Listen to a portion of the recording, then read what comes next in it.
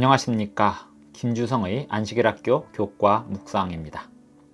2023년 제3기 7과입니다. 제목은 그리스도 안에서 하나로 연합함. 교회의 의미에 대한 성경적 설명을 확인해 보는 교과가 되겠습니다. 주요 성경 본문은 에베소서 4장 1절로 16절입니다. 8월 6일 일요일 교과입니다. 제목은 성령의 하나 되게 하신 것.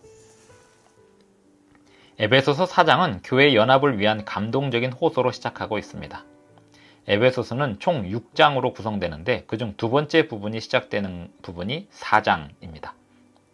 그리고 4장은 다시 두 부분으로 나눌 수 있습니다. 4장 1절에서 6절 그리고 7절부터 16절 이렇게 나누어 볼 수 있습니다. 4장 1절로 6절에서는 성령의 하나 되게 하심을 강조하고 있습니다.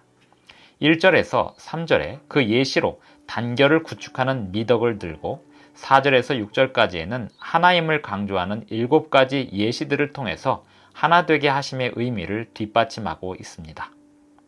4장의 두 번째 부분인 7절부터 16절에서는 승리하시고 높임을 받으신 예수님께서 복음을 전해 들은 사람들에게 은사를 나누어 주시는 분이심을 설명하고 있고, 성도들이 모든 교회의 구성원들과 함께 그리스도의 몸된 교회의 연합을 이루는 데 필요한 건강과 성장에 어떻게 기여하게 되는지를 설명하고 있습니다.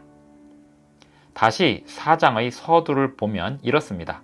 그리스도인들은 다음과 같은 초청을 받고 있습니다. 4장 1절을 보면 너희가 부르심을 받은 일에 합당하게 행하여 라는 말씀이 나옵니다. 여기서 행하다 라는 말은 그 헬라어의 의미가 삶의 행위를 나타내는 걷다 또는 행하다 라는 의미를 가지고 있습니다. 그리고 부르심이란 그리스도인 신앙으로의 부르심을 말하고 있습니다. 성도들은 하나님의 궁극적인 계획을 반영하는 연합된 행동을 실천하도록 부르심을 받고 있습니다. 겸손, 온유, 인내 등 하나됨으로 이끄는 실천적인 덕목이 강조됩니다. 4장 1절로 3절에 나오는 겸손, 온유, 인내라는 단어를 하나씩 살펴보겠습니다.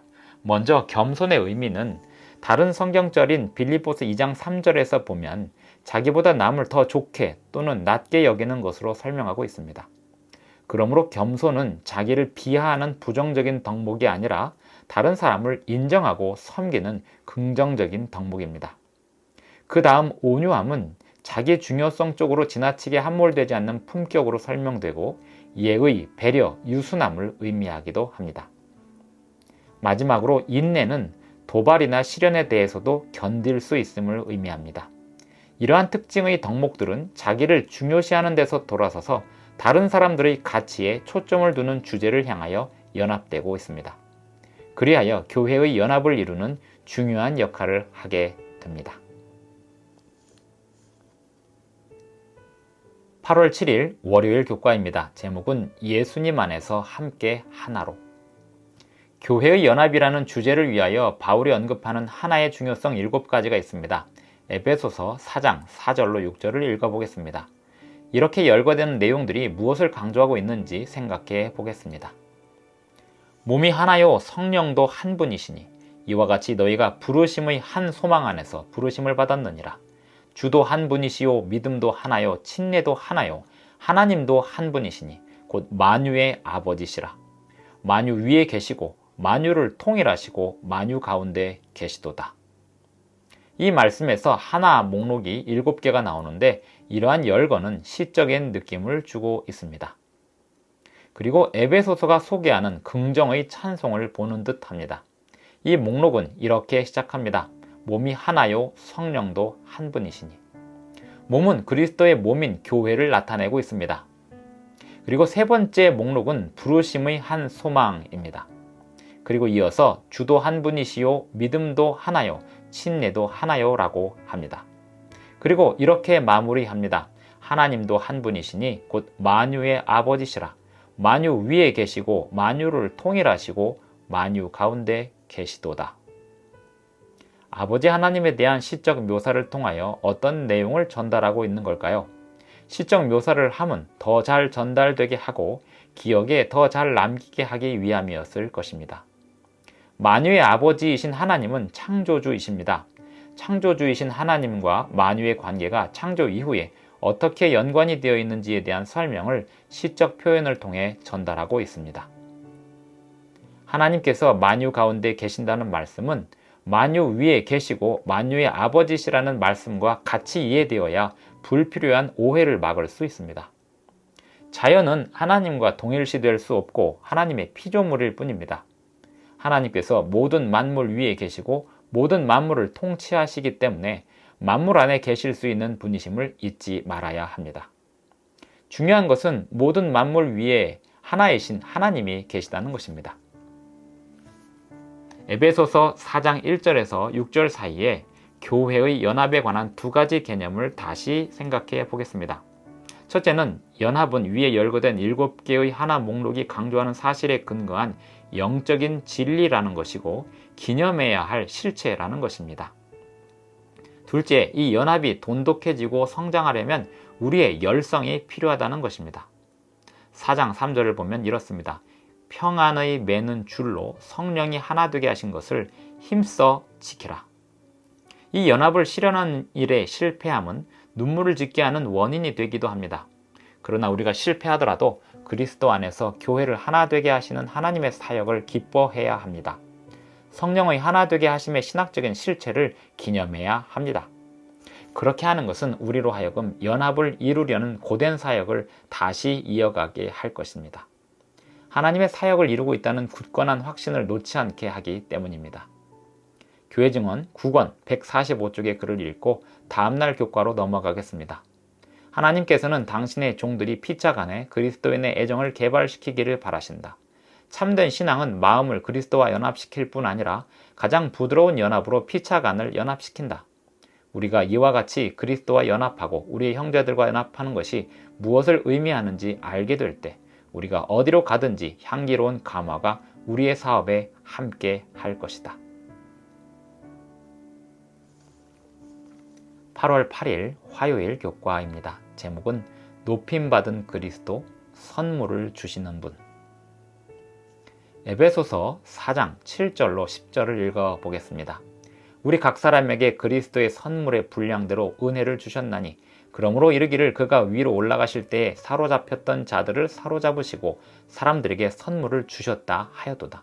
올라가셨다 하였은즉 땅 아래 낮은 곳으로 내리셨던 것이 아니면 무엇이냐? 내리셨던 그가 곧 모든 하늘 위에 오르신 자니 이는 만물을 충만하게 하려 하심이라.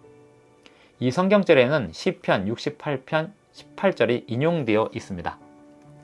시편 68편 18절도 읽어보겠습니다. 주께서 높은 곳으로 오르시며 사로잡은 자들을 취하시고 선물들을 사람들에게서 받으시며 반역자들로부터도 받으시니 여호와 하나님이 그들과 함께 계시기 때문이로다. 시편 68편 18절은 여호와 하나님을 적들을 사로잡으시는 분으로 묘사하면서 사로잡은 자들의 행렬을 이끌고 높은 산으로 오르시는 분으로 묘사하고 있습니다. 그리고 하나님은 사람들로부터 선물들을 받으시는데 적들로 표현되는 반역자들로부터도 받으십니다. 하나님께서 사람들과 사로잡은 적들로부터도 선물을 받으시는 것은 그들에게 선물을 주시는 것이나 다름없습니다. 그래서 사도 바울은 에베소서 4장 8절에서 그가 위로 올라가실 때에 사로잡혔던 자들을 사로잡으시고 사람들에게 선물을 주셨다 하였도다 이렇게 설명하고 있습니다. 시편 68편 18절에 대하여 재림교회 성경 주석은 이렇게 설명합니다. 하나님 편에서는 받는 것이 곧 주는 것을 의미한다. 그분은 받기 위하여 주신다. 시대의 소망 21쪽에서는 이렇게 기록하고 있습니다. 사랑하시는 아들을 통하여 아버지의 생명이 만물에게로 흘러나간다. 또한 아들을 통하여 그것이 찬양과 기쁨의 봉사로 사랑의 조수처럼 만물의 대근원이신 분께로 다시 돌아온다. 시편 68편 18절의 순서에 의하면 올라감, 즉 그리스도의 승천이 먼저 있습니다. 그 후에 부활하시고 높임을 받으신 예수님께서 은사를 주시고 만물을 충만케 하시는 부어주심이 있습니다. 이것은 사도행전 2장에 나오는 오순절 성령 강림에 대한 묘사가 되기도 합니다. 이 견해는 에베소서 4장 11절 12절에서 묘사되는 하나님의 은사들이 높임을 받으신 예수님께서 성령의 은사로 부어주시는 선물들임을 확인시켜 줍니다. 에베소서 4장 11절로 12절을 보겠습니다.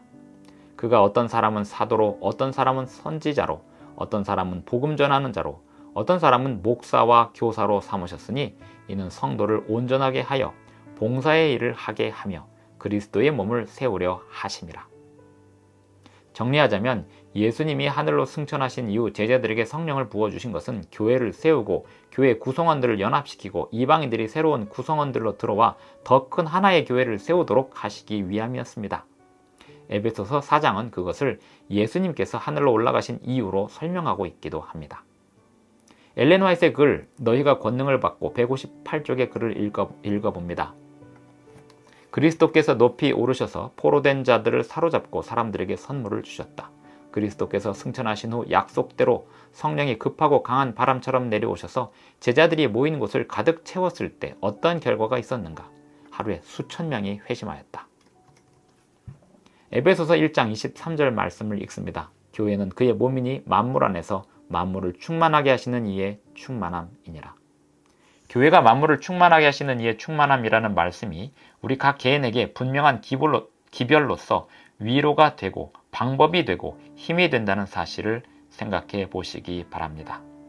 교회를 바로 섬김이 우리와 우리 가족을 살리는 힘입니다.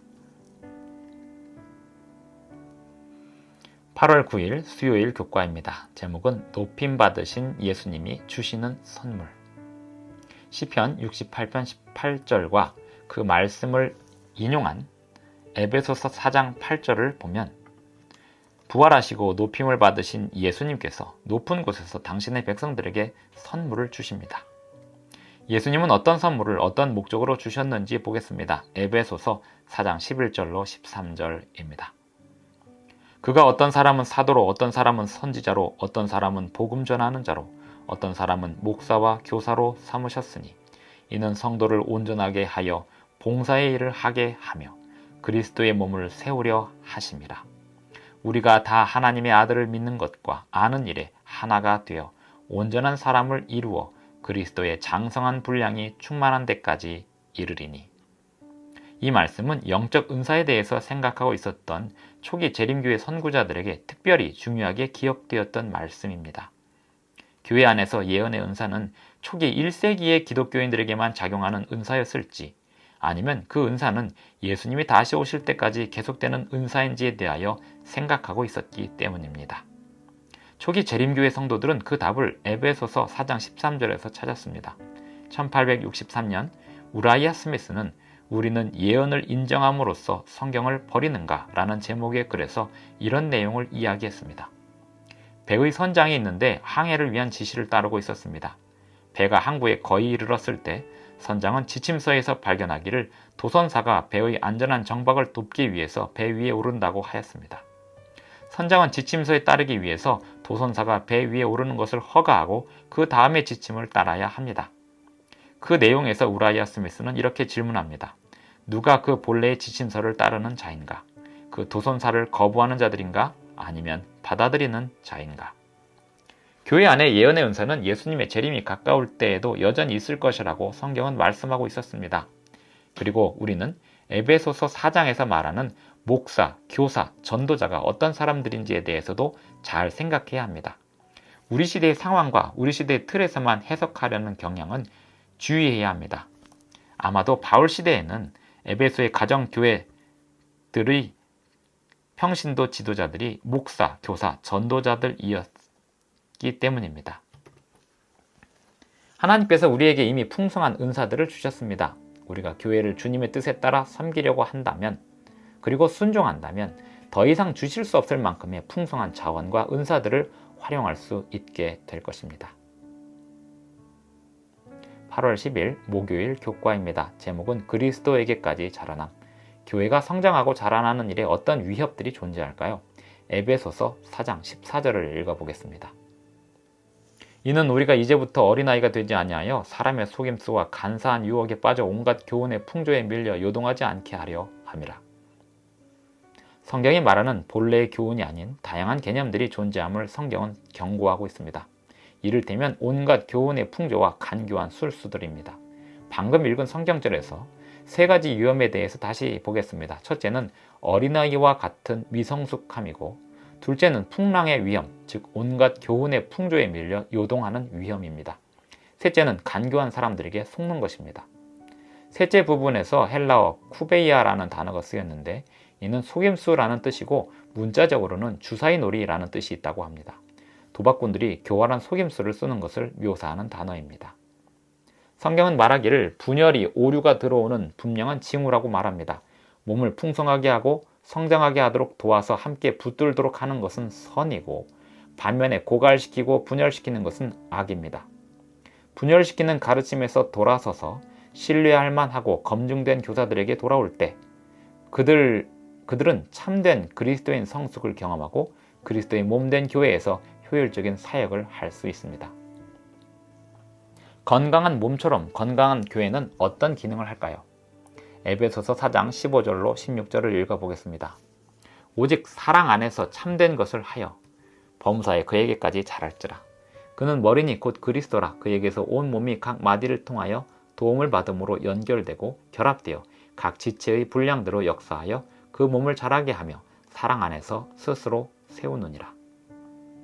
에베소서 4장 1절로 16절은 교회 연합의 중요성을 말씀하고 성도들이 적극적으로 교회를 성장시키기 위하여 노력할 것을 말씀합니다. 연합은 신학적으로 확실한 것이지만 힘써 지켜야 하는 것이기도 합니다. 연합을 이루기 위한 한 가지 길은 그리스도의 몸의 활동적인 지체들이 되는 것입니다. 우리 각자는 몸의 일부이며 몸의 건강과 성장을 위해서 기여해야 합니다. 우리는 모두 사도, 선지자, 복음전도자, 목사로부터 유익을 얻어야 합니다. 마치 인대, 힘줄, 그리고 각 마디 관절처럼 연합하는 기능이 우리가 그리스도 안에서 함께 성장할 수 있도록 도울 것입니다. 그리스도는 교회의 머리가 되십니다. 증언부감 2권 101쪽의 글을 읽고 이번 주 교과를 마칩니다. 우리 백성들은 하나님의 말씀을 이해할 필요가 있다. 그들은 세상에 다가오는 일을 위하여 그들을 준비시켜주고 온갖 교훈의 풍조에 밀려다니지 않도록 그들을 지켜줄 계시된 진리의 원칙을 아는 체계적인 지식을 소유할 필요가 있다. 미국의 이 세상에 큰 변화가 생길 것이므로 각 사람은 하나님께 속한 것을 아는 체험적 지식이 필요하다. 하나님의 백성들을 낙담케 하여 그들의 믿음을 요동하게 하는 것은 사탄의 사업이다.